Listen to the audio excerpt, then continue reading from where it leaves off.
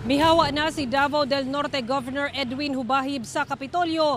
Kapinduha ka semana sukad gipahamtang ang preventive suspension order batok kaniya. Ani ang report ni John D. Esteban.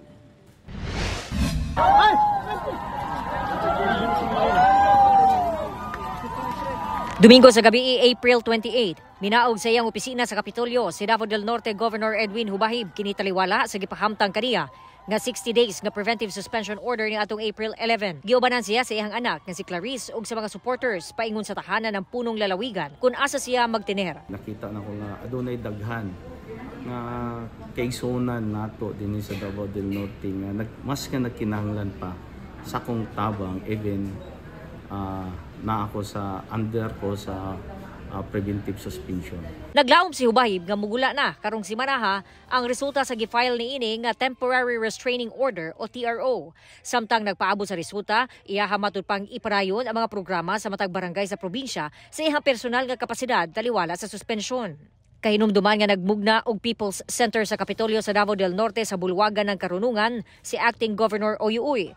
Iyahang gibalhin didto ang Provincial Administrator's Office, Provincial Governor's Office, Crisis Intervention Unit sa Provincial Social Welfare and Development Office, Provincial Legal Office ug ang Vice Governor's Help Desk samtang nagpundo si Hubahib sa Kapitolyo. Apan sa bahin ni Hubahib, wala na balda ang transaksyon. Bisan anaa siya sa Kapitolyo, busa dili na unta daw angay nga ibalhin didto sa bulwagan kay guot ang mga empleyado. Overacting naman gid noon kaayo. Free flow man gud ang pagsulod gawas sa mga trabante, wala man goy nagharang, unya smooth man gud ang dagan sa matag opisina. But tingala kung anong nag-decide gud nga mobalhin dito sa bulwagan. Ako kabalo gusto siguro niya i-establish niya nga mao na. Ginasulian pa sa GMA Regional TV1 Mindanao nga makuha ang kabahin ni Acting Governor Oyuoy kalabot niini.